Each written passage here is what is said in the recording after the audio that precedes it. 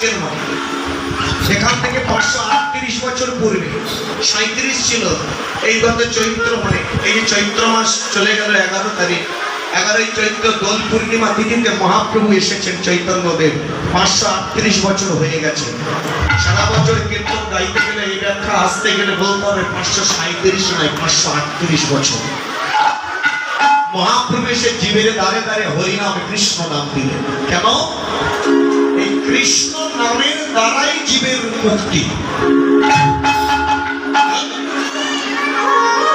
আচ্ছা, হরিনাম করলে জীবের মুক্তি, এটা আমরা সকলেই জানি, তাই না? কিছু কিছু মানুষ আছে দেব দেবী, আমাদের তো দেব দেবীর অভাব নেই। 33 কোটি দেবতা, 33 কোটি দেবতা, সকল দেব দেবতা আমরা দেবী পুজো করছি।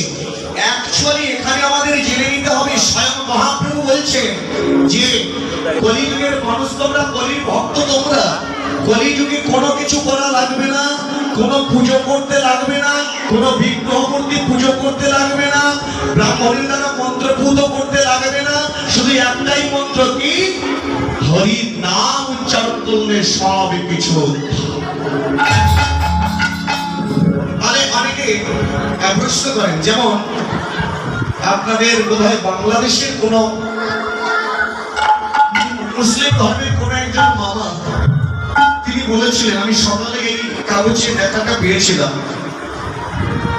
উনি নাকি আমাদের হিন্দু ধর্মে, হিন্দু শাস্ত্রের অনেক নাকি পুঁথি পড়েছে, পড়তেই পারে 100, এটা স্বাভাবিক, অবশ্যই পড়তে পারে, পড়লে অনেক কিছু জানা যায়। উনি আমাদের গ্রন্থাদি পড়ে উনি উপলব্ধি করেছেন যে সনাতন হিন্দু ধর্মের কোন বিগ্রহ পূজা করিতে নাই। যদি ওনার কথাটা মেনে নেওয়া হয় তাহলে আমরা পুজো করছি না? কেন? সাকার আর নিরাকার। আচ্ছা, প্রথমেই বলুন, আমাদের ভগবান সাকার না নিরাকার?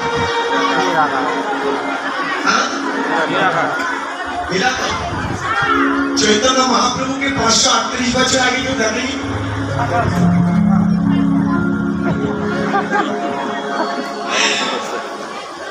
দেখেন